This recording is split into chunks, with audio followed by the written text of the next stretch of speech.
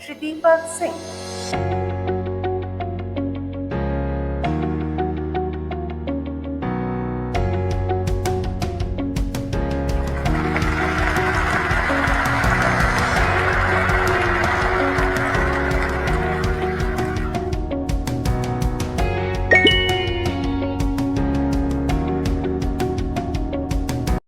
नमस्कार दोस्तों, आपका स्वागत है road to Rashtrapati Bhavan series के एक नए एपिसोड में, जहां हम नेशनल एनएसएस अवार्डीज की exceptional selfless service and compassionate leadership की स्पिरिट को सेलिब्रेट कर रहे हैं। दोस्तों, आपने अभी तक इस सीरीज को बहुत प्यार दिया है। प्लीज ऐसे ही हमारे चैनल को लाइक एंड सब्सक्राइब करें और हमें मोटिवेट करें हमारे देश को और बेहतर बनाने में अमूल्यवान योगदान देने वाले लीडर्स की कहानियां लाने के लिए। ऐसे ही हमें प्रेरित करते रहें। चलिए हम शुरू करते हैं आज के एपिसोड को। आज के एपिसोड में हमारे साथ एक खास मेहमान जुड़ रहे हैं जो एसडीपीजी कॉलेज पानीपत के छात्र हैं और हाल ही में अपने एक्सेप्शनल कम्युनिटी सर्विसेज के लिए honourable president of India Shrimati Draupadi Murmu ji से राष्ट्रीय एनएसएस पुरस्कार से सम्मानित हुए हैं, श्री दीपक सिंह जी। दीपक जी, आपका हार्दिक स्वागत है आज के इस सेशन में और आपको हार्दिक बधाई। दर्शकों, मैं आपको ये भी बताना चाहूंगा कि दीपक जी को राज्य स्तर पर भी एनएसएस पुरस्कार से सम्मानित किया गया है। दीपक जी, उस स्टेट लेवल अवार्ड के लिए भी आपको हार्दिक बधाई। बहुत बहुत धन्यवाद जी। तो कार्यक्रम को शुरू करते हुए दीपक जी, हम आपसे ये जानना चाहेंगे कि आपने ऐसा क्या कर दिया कि आपको state level award, national level award ये कम आपको मिल रहे हैं। तो ऐसा क्या किया, अगर आप हमारे दर्शकों के साथ शेयर करें। नमस्कार जी, मेरा नाम दीपक सिंह है और मैं हरियाणा से बिलोंग करता हूँ। मेरी ग्रेजुएशन जो है कुरुक्षेत्र यूनिवर्सिटी कुरुक्षेत्र में हुई और मेरी post graduation MSc physics SDPG college Panipat से हुई। तो जब मैं शुरुआत में गया था, मेरी बीएससी फर्स्ट सेमेस्टर जब था, तभी मैं एज एनएसएस वॉलंटियर एनरोलमेंट कर लिया था। और फर्स्ट टाइम जब मैं गया था एनएसएस की मतलब किसी भी एक्टिविटी में, मुझे पता चला एनएसएस कब है, तो मेरे रूममेट थे दीपक यादव। तो मैं अकेला था रूम पे, वो आए कि जस्ट ऐसे ही कि खाली हाथ चल घुमा लाता हूँ। तो उस दिन फर्स्ट टाइम मैं किसी कैंप में गया, तब तक मेरा रजिस्ट्रेशन भी नहीं था। उन्होंने हमारे जो पीओ है उनसे इंट्रोड्यूस करवाया मुझे। तो पीओ मैम थी डॉक्टर निरुपमा भट्टी, वो बोले मोस्ट वेलकम, आओ और अटेंड करो। तो काफी अच्छा लगा उस दिन मुझे कि बच्चे कुछ एक्स्ट्रा भी कर रहे हैं करिकुलर एक्टिविटीज में। आफ्टर दैट फरवरी में हमारा एक वनडे कैंप लगा था, मुझे याद है, और वनडे कैंप में था स्वच्छता अभियान। तो उस दिन जैसे मैंने नोट किया, काफी बच्चे थोड़ा शर्मा रहे थे कॉलेज में सफाई करने पे। और एज ए फार्मर फैमिली से जस्ट बिलोंग करता हूँ, तो कच्ची फावड़े चलाने में कुछ ज्यादा ही तेज था। तो मैम ने नोट किया मुझे, हमारे पीओ ने, कि ये बच्चा एक्टिव है। और फिर जो 7 डे कैंप लगा, उसमें सिर्फ 2 बच्चे लिए थे उन्होंने फर्स्ट ईयर के, बाकी सेकंड और थर्ड ईयर के बच्चे लिए थे ग्रेजुएशन के। उसमें उन्होंने मुझे लिया, तो ये काफी मोटिवेशन का मुझे ये पार्ट लगा एनएसएस जर्नी में। आफ्टर दैट जो मेरा फर्स्ट 7 डे कैंप था, उसमें मैं सबसे जूनियर था और मुझे बेस्ट वॉलंटियर मैनेजमेंट का अवार्ड मिला। उसके बाद मैं एनएसएस के एक सीढ़ी से दूसरी सीढ़ी पे चढ़ता रहा। मेरा पहले जो भी वक्त लगता था कॉलेज के बाद दोस्तों में घूमने का, वो मैं खत्म करता गया और मैं अपना वक्त एनएसएस की तरफ ज्यादा देता गया, क्योंकि एनएसएस में ज्यादा एंजॉयमेंट लग रहा था एज कम्पेयर टू दोस्तों के साथ पार्कों में घूमना, इधर उधर घूमना। उससे ज्यादा अच्छा लगा मुझे एनएसएस। तो आपने जैसे पूछा कि ऐसा क्या किया कि राष्ट्रपति भवन तक आप पहुंच गए, तो इसमें मुझे कुछ ये नहीं लगता कि मैंने कुछ स्पेशल किया। जैसे और वॉलंटियर थे वैसे ही किया मैंने भी, बस जो भी गाइडलाइन मिलती रही गवर्नमेंट की तरफ से, हमारे प्रिंसिपल की तरफ से, एनएसएस पीओज की तरफ से, उनको फॉलो करते रहे। हाँ, बट जो भी हमने कैंप लगाया, जैसा भी कैंप लगाया, वो अगर कैंप में जाते थे ना, तो सब कुछ छोड़ के कैंप के बारे में ही सोचते थे। हम ये नहीं सोचते थे क्लासेस का क्या होगा, असाइनमेंट का क्या होगा। अगर कैंप में है तो कैंप के बारे में सोचते थे, बाकी बाद में जाके देखा जाएगा जो भी होगा।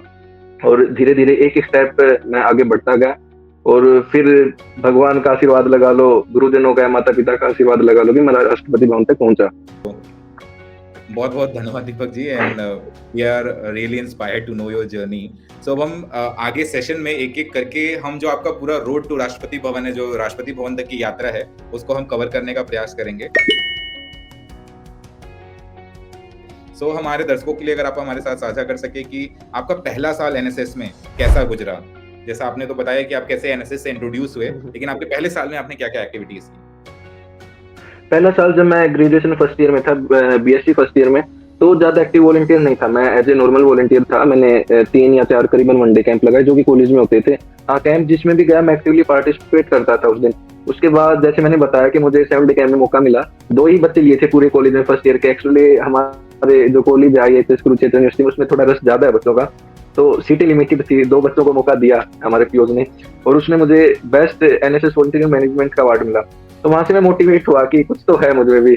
और वीसी सराय यूनिवर्सिटी के हमसे अवार्ड देके गए। दीपक जी, जैसे कि आप अपने फर्स्ट ईयर की जर्नी शेयर की, our viewers will be interested to know कि आपका फर्स्ट ईयर से लेकर के जो यात्रा थी आपकी आगे की यात्रा एनएसएस राष्ट्रपति भवन की ओर, वो कैसी थी? सेकंड ईयर में मैं जो एक्टिव वॉलंटियर हो गया तब मैं 1 साल सीनियर भी हो गया था औरों से। तो उस वक्त मैंने जो भी फिर क्या हुआ, हमारे पीओज है ना हमें सिर्फ डायरेक्शन देते थे कि ये काम ऐसे करो। वो अपनी सजेशन दे के जाते थे, ऐसे करोगे तो ये काम आसानी से होगा, और हम पे छोड़ के जाते थे सारा काम कि तुम्हें खुद मैनेज करना है ये। और ये सबसे अच्छा पार्ट लगा मुझे कि उन्होंने ना काफी स्किल्स डेवलप की। कभी उन्होंने हमारे से कोई एक होता है ना कि डिक्टेटरशिप होगी या कुछ वो होगी, आदेश वाली बात होगी, कभी नहीं किया। वो बताते थे ऐसा ऐसा करना है, ऐसे ऐसे हो सकता है, अब तुम्हारी मर्जी है, इसे कैसे भी करो, हमें ये रिजल्ट चाहिए। तो धीरे धीरे और जूनियर बच्चे हो गए, उनको गाइड करते रहे। और फिर सेकंड ईयर में अगेन मुझे 7 डे कैंप जो लगा साल के आखिर में, उसमें बेस्ट वॉलंटियर का अवार्ड मिला।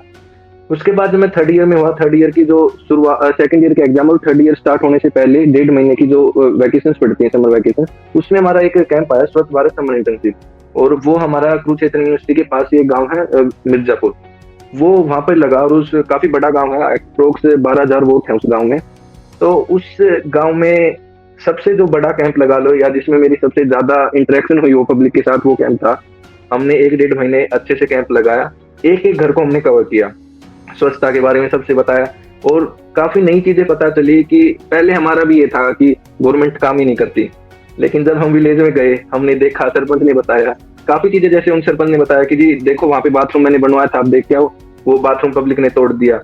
तो जहां तक हमें लगा कि पब्लिक में जो है थोड़ा अवेयरनेस की कमी है। तो हमने घर घर जाके अवेयर करना शुरू किया स्वच्छता के बारे में। फिर धीरे धीरे जो भी गवर्नमेंट स्कीम आती थी उनके बारे में अवेयर करना शुरू किया हमने। गवर्नमेंट स्कीम्स काफी निकालती, लेकिन उसका जो फायदा है वो नहीं पहुंच पाता नीचे तक। जो लोग अवेयर हैं वो उन स्कीम्स का बेनिफिट ले लेते हैं, जो अवेयर नहीं है उन तक वो फायदा पहुंचता ही नहीं है। तो गांव गांव जाके उन स्कीम्स के बारे में बताना, डिप्रेस क्लास की हेल्प करना कि वो कहीं पे पहुंच नहीं सकते या कुछ भी कारण हो। जैसे अब तो डिजिटल हो रहा है सब कुछ, लेकिन ये बात जब 2019 की कोविड से पहले तब इतना डिजिटल नहीं था कि लोगों को ये भी नहीं पता होता था कहाँ से कैसे फार्म भरना है, इतने सीएससी सेंटर भी नहीं थे देश में। तो हमने वो कैंप किया, बहुत अच्छा लगा। उस कैंप के बाद जो रिव्यू आए, डिस्ट्रिक्ट कलेक्टर आए स्पेशल मिलने के लिए कि जी कौन सी टीम गई थी उस गांव में, क्योंकि हमारे रिव्यू ऊपर तक पहुंचे वो। और फिर काफी मोटिवेशन लगा। उसके बाद जो फाइनल ईयर था उसमें भी जो 7 डे कैंप था उसमें बेस्ट वॉलंटियर था मैं। जस्ट बाद जो फाइनल ईयर था ये था कि कॉलेज लाइफ खत्म होने वाली है, एक मेहमान आए कोरोना के रूप में जिन्होंने सब कुछ स्ट्रेस कर दिया। और याद है मुझे जब कोविड का आया, नेक्स्ट डे हमारा 1 डे कैंप था, उसकी तैयारी हुई थी और एकदम गवर्नमेंट का लेटर आया था कि सभी कॉलेज और यूनिवर्सिटी बंद होंगे, ठीक है। और जैसे मैं फिर हमारा ये था कोई नहीं कैंप तो लगा लेंगे, कॉलेज बंद है। बट शाम तक जैसे एडमिनिस्ट्रेशन से नोटिस आ गया यूनिवर्सिटी से कि सभी को हॉस्टल्स खाली करने हैं। तो फिर घर आ गए। फिर घर ऐसे आए कि फिर 6-7 महीने घर ही रहे हम। और कोविड में जैसे फिर काफी ट्रांसपोर्ट रुक गया था, तो जो भी लेबर थी उनको मतलब ट्रांसपोर्ट नहीं था, उनको हेल्प किया। फिर रेड क्रॉस के साथ भी मिले हम इस काम में, जो जज्जर का एडमिनिस्ट्रेशन था, और सारे काम किए। फिर धीरे धीरे वापस ट्रैक पे आया। सितंबर में दोबारा हम यूनिवर्सिटी गए, और तब यूनिवर्सिटी के पास एक कॉलोनी थी जिसमें हमने देखा कि बच्चे जिनके पास मोबाइल इंटरनेट नहीं थे, एजुकेशन में बहुत पीछे रह गए। तो वहां पे मैंने अपना जो पर्सनल जो इनिशिएशन है सेल्टर क्लासेस का वो स्टार्ट किया वहां से। एक साथ में मेरा दोस्त भी था दीपक यादव, वो भी जाने लगा। और वो स्लम एरिया ही था, एक ज्यादा स्लम एरिया भी नहीं था, बट अनऑथोराइज्ड एरिया था जहाँ पे वो लोग कुछ लोग रह रहे थे। और वहाँ पे एक आंटी थी जो पहले से पढ़ाती थी, बट उनको इतनी नॉलेज नहीं थी। अब वो इकट्ठा बिठाती हर क्लास के बच्चे को, थोड़ी देर उसका काम करवा रही, थोड़ी देर उसका काम करवा रही है। तो और उस स्टफ में से 2-3 बच्चे हमें ऐसे मिले जो कि बहुत ब्राइट थे। जैसे हमने उनको पढ़ाना शुरू किया, उनके जो रिस्पॉन्स आते थे, तो फिर इंस्पायर हुए कि हम लोगों ने पता किया शेल्टर क्लासेस के बारे में। एक दो समाज सेवी थे बड़े, क्योंकि फंड की थोड़ी कमी रहती है स्टूडेंट्स के पास, खासकर यूथ के पास। तो हमने उनसे बताया कि ऐसे ऐसे कंडीशन है, तो उन्होंने बुक्स वगैरह अवेलेबल करवाई और काफी चीजें उन्होंने भी सपोर्ट किया। और फिर हमने वहां से अपनी शेल्टर क्लासेस स्टार्ट की। उसके बाद फिर वैक्सीनेशन वाला प्रोसीजर शुरू हुआ। वैक्सीनेशन जब इंडिया ने खुद बनाई तो काफी विरोध भी हुआ देश के अंदर ही कि ये वैक्सीनेशन तो अजीब ही चीज आती थी कि ये वैक्सीनेशन तो मार देगी, इससे तो हार्ट अटैक आ जाएगा, इस वैक्सीनेशन से तो इनफर्टिलिटी हो जाएगी। तो यूनिवर्सिटी में कैंप शुरू हुए। यूनिवर्सिटी में हम ड्यूटी देते ही थे, साथ साथ बाहर कैंप लगने लगे, फिर वहां भी ड्यूटी देने लगे। फिर उससे ज्यादा जो रिस्पॉन्सिबली काम जो आया, गवर्नमेंट की तरफ से आदेश आए कि हमें जाके पीपल्स को अवेयर करना पड़ेगा। और जब हम स्लम एरिया में झुग्गी झोपड़ियों में जाते थे तो काफी लोग कहते थे कि नहीं टीका नहीं लगवाएगा मौत आ जाएगा, ऐसी ऐसी बातें कहते थे। वो उनके माइंड में हो गया कि ये पता नहीं दवाई कैसी है और मर जाएंगे या कुछ और हो जाएंगे। उनको धीरे धीरे बनाया और बोला कि हमने भी वैक्सीन लगवाई है, कुछ नहीं होता, हम भी जी रहे हैं, आप लोग भी जिएंगे। और ये वैक्सीन पे थोड़ा टग ऑफ वार रहा हमारे देश में कि एक्चुअली कई होते हैं देश के अंदर जो कि मिस इन्फॉर्मेशन फैलाते हैं। और एक मूवी भी आई है शायद वैक्सीन के ऊपर, तो वो काफी अच्छी मूवी है, मैंने देखी नाना पाटेकर की। तो आप लोगों से सजेस्ट करूंगा मैं कि देखो कि देश काफी आगे अपना। जस्ट कोविड के बाद फिर वैक्सीनेशन के कैंप लगते रहे, हर हफ्ते में फिर 2 हो गए और जगह जगह लगते गए। और ऐसे ये फिर मेरी ग्रेजुएशन कंप्लीट होगी। आफ्टर दैट मेरा एडमिशन हुआ एमएससी फर्स्ट ईयर में। फिर मेरा कॉलेज चेंज हुआ, तो वहाँ पे एक इंटरेस्टिंग चीज हुई कि मेरा एडमिशन हुआ लेट, हमारे पूरे बैच का ही एडमिशन लेट हुआ, जिस वजह से क्या हुआ कि एनएसएस रजिस्ट्रेशन की डेट जा चुकी थी।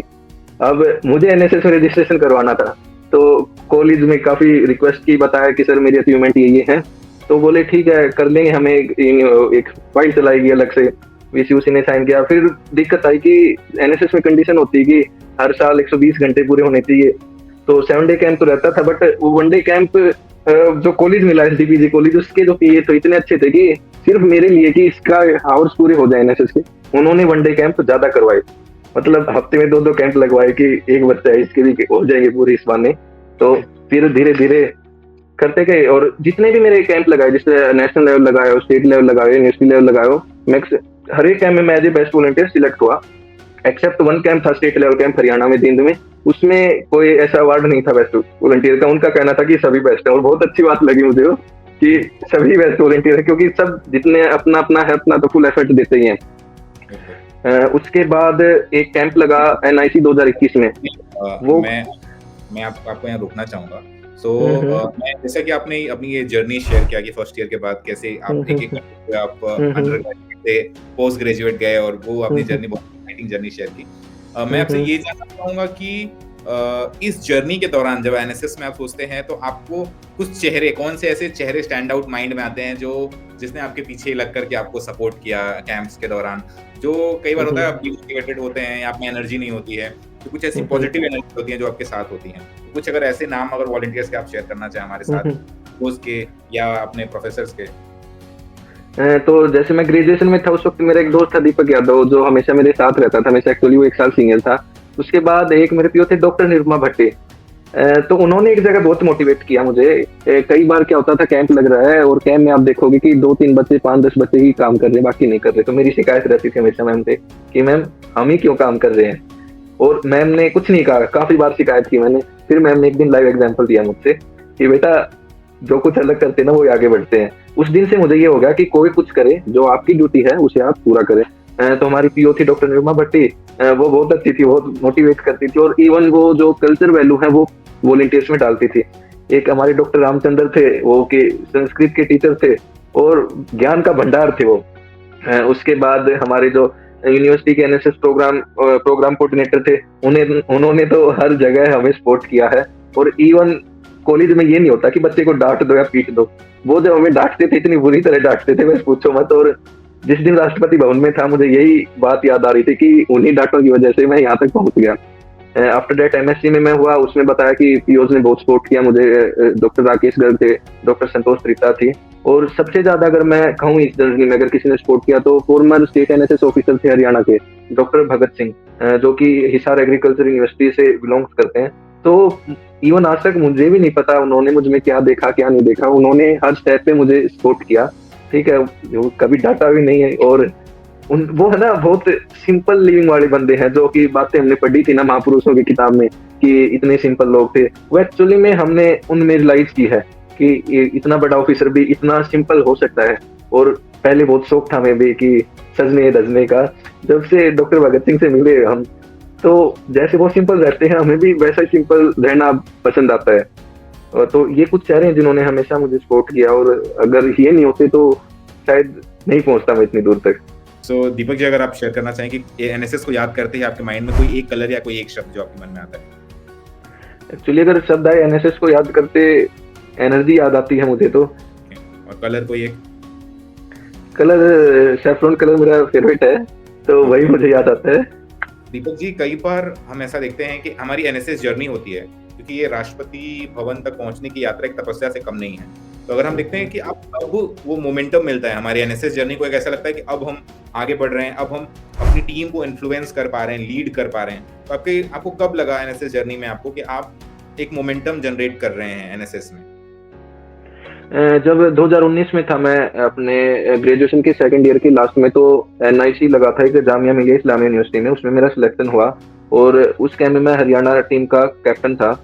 उससे बाद जब मैं यूनिवर्सिटी आया, काफी अच्छी परफॉर्मेंस रही और मुझे जो यूनिवर्सिटी के स्टूडेंट कोऑर्डिनेटर की जो पोस्ट है वो मिली। अब यूनिवर्सिटी के नीचे काफी कॉलेज हैं और भी काफी नीचे, उसमें मुझे अकेले पोस्ट मिली, तो मुझे लगा कि अब एनएसएस में और आगे मुझे स्टेप लेने चाहिए।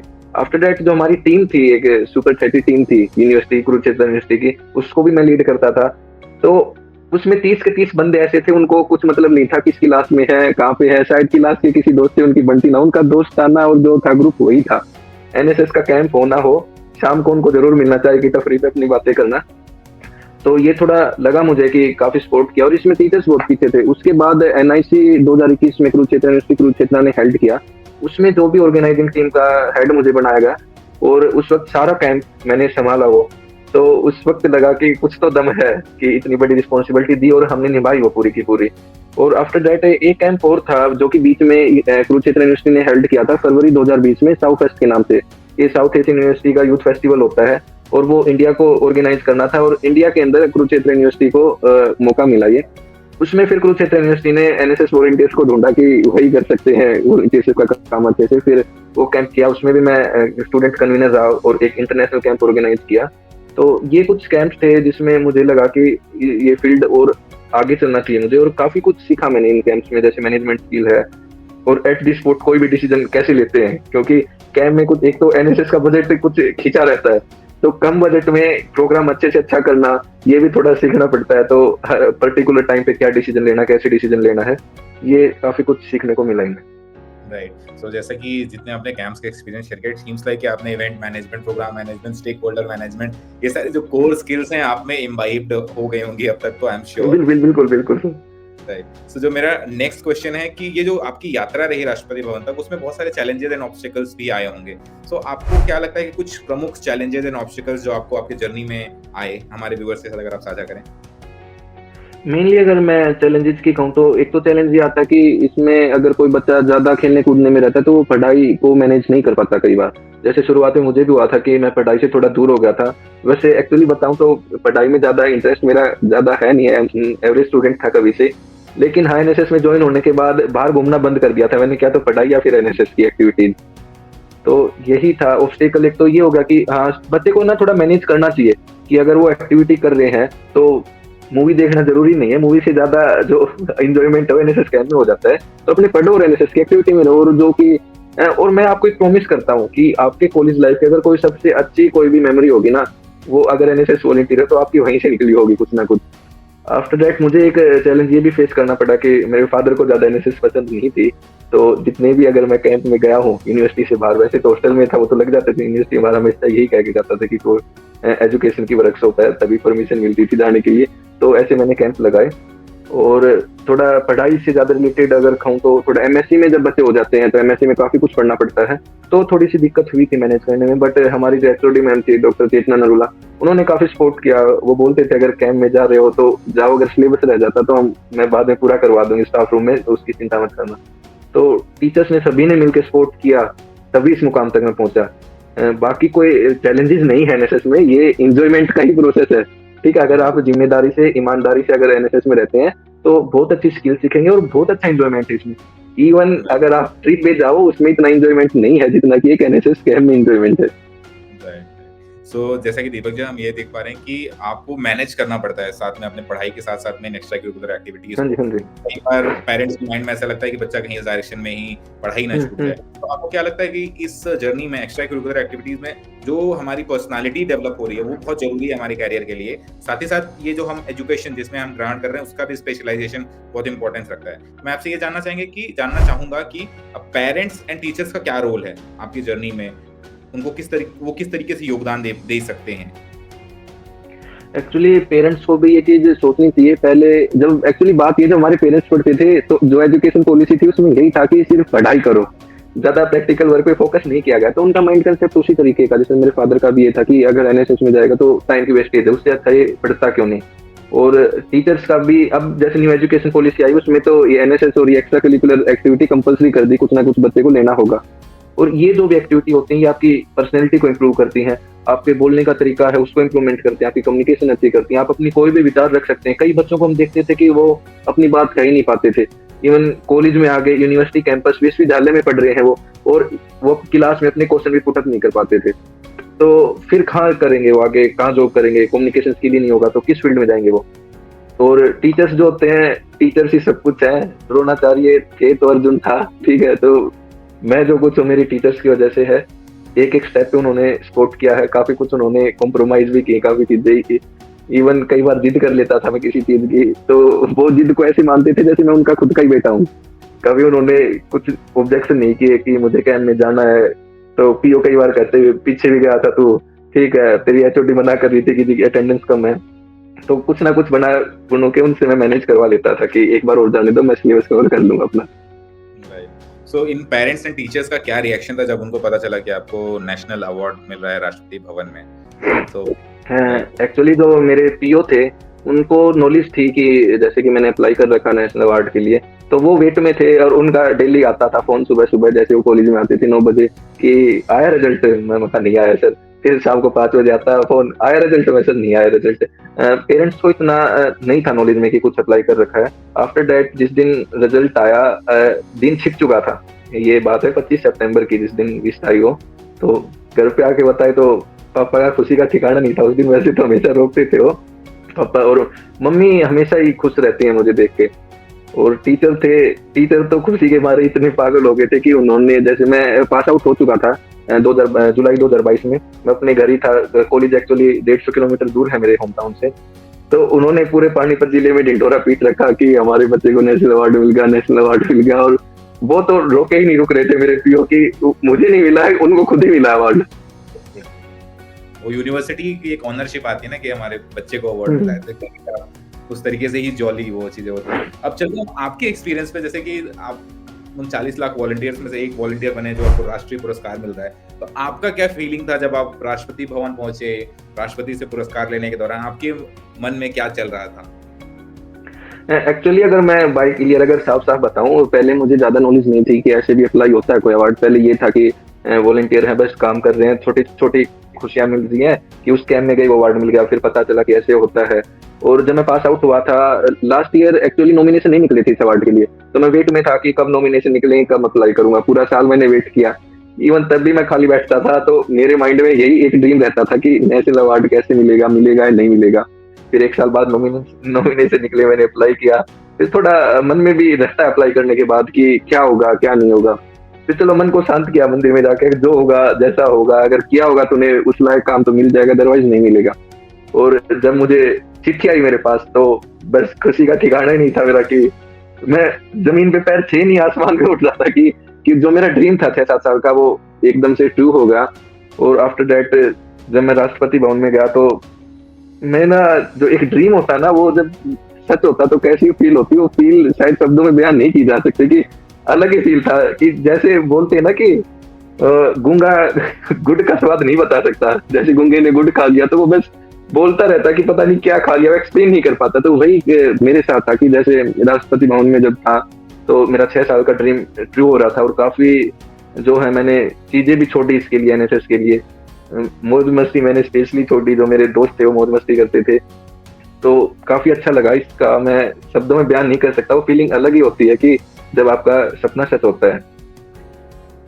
राइट, सो बहुत I can totally resonate with your energy Deepak. So हम इसी तरीके से अब हम आगे बढ़ते हैं इस सेगमेंट में, और हम अपने व्यूअर्स के लिए जो नेक्स्ट सेगमेंट है उस सेगमेंट का नाम है स्टोरीज ऑफ इम्पैक्ट। इस सेगमेंट में हम आपसे जानना चाहेंगे कि आपने कौन से थीम्स पे काम किया, कौन कौन से इश्यूज पे काम किया एनएसएस में, अगर आप हमारे व्यूअर्स के साथ साझा कर सकें। एक्चुअली काफी काम अवेयरनेस का, या फिर जो भी गवर्नमेंट की स्कीम होगी, गवर्नमेंट ने जो भी आदेश आए हमारे पीयूष के पास, वो तो हम फॉलो करते थे। अगर मैं कुछ पर्टिकुलर अगर थीम बताऊं जिन पे मैंने खुद अपना काम किया है पर्सनली, तो एक तो है शेल्टर क्लासेस के लिए कि शेल्टर क्लासेस ऑर्गेनाइज करना, उनके लिए बुक्स के लिए फंड इकट्ठा करना। फंड हमारे टीचर्स भी अगर हम रिक्वेस्ट करते थे तो उनसे दे देते थे कि चलो बच्चों के लिए किताब भी ले रहे हैं तो। और एक जो और इम्पोर्टेंट काम बताऊंगा कि जैसे मैं हॉस्टल में रहता था तो मैं देखता था काफी जो यूथ है वो दारू पी रहा है, ड्रिंक कर रहा है और पड़ा है, उनको कोई मतलब नहीं।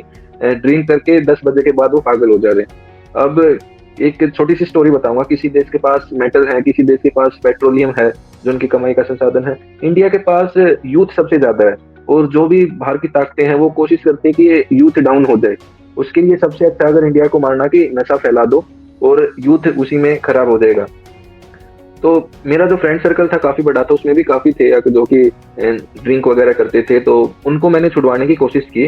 वो बहुत ही स्टेप वाइज वो प्रोसेस लेना पड़ा क्योंकि अब मेरा ही कलीग अगर उसके आगे से मैं बोतल उठाऊं तो शायद वो बोतल मेरे सर पे ही मार देगा, ठीक है। तो धीरे धीरे जैसे मैं उनको क्लासेस में भी नहीं जाते थे, उनको एनएसएस में लाना शुरू किया, ठीक है। इवन वो सारा जो पॉकेट मनी मिलती थी वो तो ड्रिंक में उड़ा दी। तो कपड़े वगैरह जो ड्रेस हो गया एनएसएस की, मेरे पास याद है जो ग्रेजुएशन में था मेरे पास 11-12 सिर्फ व्हाइट शर्ट थी। कोई भी कैंप होता था तो सुबह सारी परेज करता मैं, सारे दोस्तों को देता जिसके पास व्हाइट शर्ट नहीं है चलो कैंप में चलेंगे। और धीरे धीरे जैसे वो गए एनएसएस में, उनको भी थोड़े संस्कार मिलने लगे, उनकी जिम्मेदारियों का पता चलने लगा टीचर्स की बात सुन के, तो धीरे धीरे वो नशे से बाहर आए। तो इसमें भी मैं अपना काफी वो मानता हूँ कि मैंने अपने कुछ दोस्तों का नशा छुड़वाया और अवेयर काफी किया मैंने हॉस्टल में कि नशा मत करो, वो मत करो। अब अवेयर का भी थोड़ा सोचना चाहिए, डायरेक्ट हम किसी के आगे से वो कह रहा था बोतल नहीं उठा सकते, धीरे धीरे उसके माइंड को अवेयर करना पड़ेगा, उसको बताना पड़ेगा आप क्या चीज, आपकी ताकत क्या है। आफ्टर दैट जैसे मैं एमएससी में हुआ तो एक दो जो एनजीओ थी, एक एनएसओ एनजीओ है काफी एक्टिव है पानीपत साइड में, तो उसके साथ मैंने ब्लड डोनेशन ऑर्गेनाइज करने शुरू किए। तो उस एनजीओ की काफी अच्छी लगी मुझे, उसमें वो कुछ भी रुपए नहीं लेते थे बच्चों से ज्वाइन करने के लिए एज ए वॉलंटियर। तो और वो ब्लड डोनेशन कैंप ऑर्गेनाइज करते रहते थे, उनके साथ मिलकर ब्लड डोनेशन कैंप ऑर्गेनाइज करने शुरू किए। और फिर शेल्टर क्लासेस का जो काम है वो हमेशा ही मेरा शुरू रहा था, अभी में रहा। पहले कुरुक्षेत्र में था, फिर पानीपत शिफ्ट हुआ तो पानीपत में ढूंढी। और मैं मेनली मानता हूँ कि शेल्टर क्लासेस की जगह जरूरत हर जिले में, हर 2-3 गाँव में कहीं ना कहीं है। तो और भी एनएसएस वॉलंटियर से बोलना चाहूंगा कि इस बारे में सोचें, क्योंकि अगर शिक्षा है तो ही देश आगे बढ़ेगा। राइट, वेरी कमेंडेबल एफर्ट्स दीपक। अगर हम बात करें कुछ 2 या 3 प्रोजेक्ट्स, आप जैसे आपने ऑलरेडी शेल्टर क्लासेस पे एम्फेसिस डाला और आपने नशा मुक्ति की भी बात की, तो आपके हिसाब से आपके कोई 2 प्रोजेक्ट्स अगर आप व्यूअर्स को बताना चाहें जो एक स्टैंड आउट है आपके अवार्ड के लिए। फर्स्ट वन मेरा शेल्टर क्लासेस का था एंड सेकंड वन मेरा ब्लड डोनेशन कैंप्स का था। और ब्लड डोनेशन में कैंप्स में हमने इतना काम किया कि हमने कुरुक्षेत्र में एक सॉफ्टवेयर भी बनाया ग्रेजुएशन टाइम में। वो एक एक्चुअली एक एनजीओ के वो शायद हेड थे, उन्होंने ये आइडिया दिया, एक ऐप बनाया, उसमें हमने डिटेल्स ले ली सर्वे कर करके कि किसका ए पॉजिटिव ब्लड है, किसका बी है, किसका ए बी है, किसका ओ है। और जो ऐसे हैं जो विलिंग है ब्लड डोनेट करने की, उनकी डिटेल हमने ऐप के ऊपर डाल दी। अब जिसको भी जरूरत पड़ती ब्लड की, जिसको भी उस ऐप के बारे में अवेयरनेस है, तो वो डोनर के इंफॉर्मेशन उसके पास ऐप से मिल जाती, डोनर का नाम, डोनर का ब्लड ग्रुप, डोनर का एड्रेस और phone number.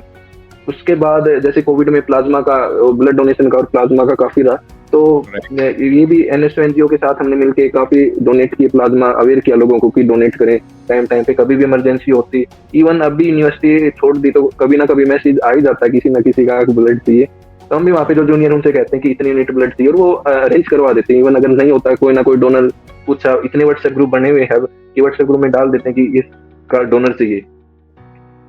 That's very exciting. और कोविड में तो हमने देखा कि कितना इम्पोर्टेंट एक टाइम में प्लाज्मा हो गया था लोग महामारी के दौर में।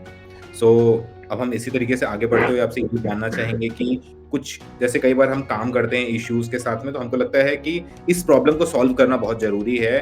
और ये प्रॉब्लम, जैसे आपने नशे की प्रॉब्लम के बारे में बात की, कैसे हमारे देश के लिए, हमारे युवाओं के लिए बहुत खतरनाक है। मैं आपसे ये जानना चाहूंगा कुछ ऐसे सोशल इश्यूज जिसको आपको लगता है जिसको लेकर के आप आगे भी काम करना चाहते हैं पैशन के साथ। जो सोशल इश्यू जो है, मैं ये शेल्टर क्लास वाला है, ये अपना कंटिन्यू रखूंगा आगे भी।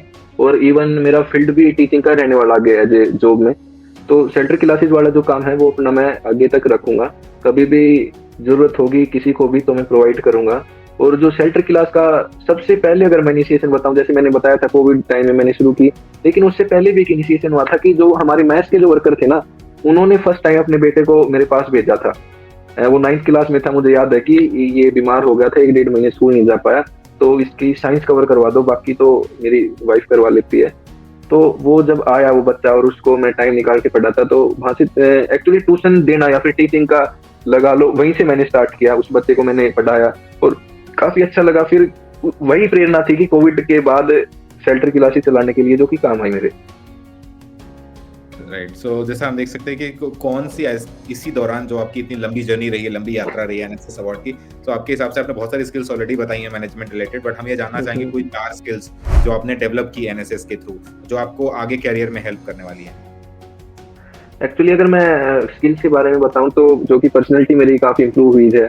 जब गया था तो इतना कॉन्फिडेंस नहीं था कि कहीं भी मैं अपनी बात बोल लूं। मेरी मैनेजमेंट स्किल अच्छी हुई है, टीचिंग स्किल तो अच्छी हुई है, मेरी कम्युनिकेशन स्किल अच्छी हुई। अगर थोड़े शब्दों में बताऊं तो आपका ओवरऑल अगर डेवलपमेंट आपको पर्सनैलिटी का चाहिए तो एनएसएस बहुत अच्छा प्लेटफॉर्म है उसके लिए। डेफिनेटली एनएसएस का मोटो ही है कि पर्सनालिटी डेवलपमेंट, कम्युनिटी सर्विस को opportunities through community services. So हम आगे बढ़ते हैं और we would like to know कि आपका फ्यूचर प्लान क्या है, व्हाट्स योर फ्यूचर प्लान, और viewers will be interested to know this. Actually future plan कोई बताता नहीं, तो बट थोड़ा बहुत मैं बताता हूँ कि मेरा यही है कि मैं एक एनजीओ स्टार्ट करना चाहता हूँ जो कि शेल्टर क्लासेज या फिर अंडर प्रिविलेज्ड जो बच्चे हैं उनको एजुकेशन प्रोवाइड करे। गवर्नमेंट भी बहुत काम कर रही है एजुकेशन में, बट फिर भी एक तबका है जहाँ पे एजुकेशन नहीं पहुँच पाती। किसी के डॉक्यूमेंट पूरे नहीं है, किसी बच्चे के स्लम एरिया में किसी के पेरेंट्स इतने फ्री नहीं है कि वो स्कूल तक उनको डाल सके। तो अगर धीरे धीरे अगर उनको पेरेंट्स को भी अवेयर करना पड़ेगा इसके प्रति कि एजुकेशन कितनी इंपॉर्टेंट है, तो इसी फील्ड में मैं टीचिंग के फील्ड में आगे जाना चाहता हूँ। दैट्स एक्साइटिंग, और हम as the social purpose we will look forward कि हम कैसे कोलैबोरेट कर सकते हैं आपके इस इनिशिएटिव को लेकर के।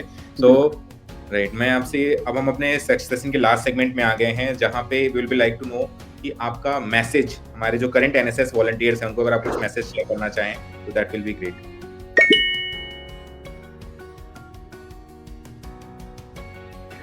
करंट एनएसएस वॉलंटियर से यही कहना चाहूंगा कि अपनी एजुकेशन अच्छे से लें, साथ में एनएसएस के किसी भी एक्टिविटी करें वो ऑनेस्टी से करें, अपने ओवरऑल पर्सनैलिटी डेवलपमेंट करें ताकि आप आज नहीं तो कल देश के काम आ सके। और एनएसएस आपकी पर्सनैलिटी डेवलपमेंट के लिए, आपकी कोई भी इंटरव्यू की स्किल होगी या कुछ भी स्किल है, मतलब एक एनएसएस एक बहुत अच्छा प्लेटफॉर्म है।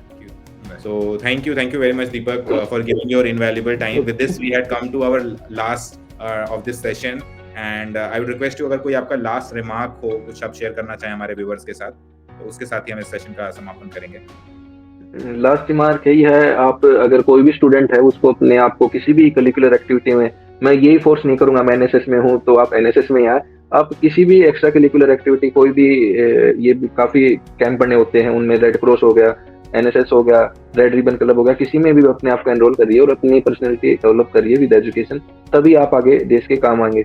अगर आप सिर्फ एजुकेशन ले लेंगे तो अगर आपकी पर्सनैलिटी अच्छी नहीं है तो उसे इम्प्लीमेंट कैसे करेंगे उस नॉलेज को, और जो आपने नॉलेज ली है उसको इम्प्लीमेंट करना आपको यही एक्स्ट्रा करिकुलर एक्टिविटी सिखाती है। थैंक यू वेरी मच दीपक, और आप सभी दर्शकों से अनुरोध है कि अगर आपको हमारा इंटरेक्शन पसंद आया और आप ऐसे ही हमारे जो यंग लीडर्स हैं, यूथ लीडर्स जो कम्युनिटी चेंज के लिए काम कर रहे हैं, ऐसे ही स्टोरीज को आप लगातार देखना चाहते हैं तो please subscribe the channel, like this video and share this content. With this हम आज के सेशन को समाप्त करते हैं। Thank you Deepak for your invaluable time. Thank you very much Alok ji.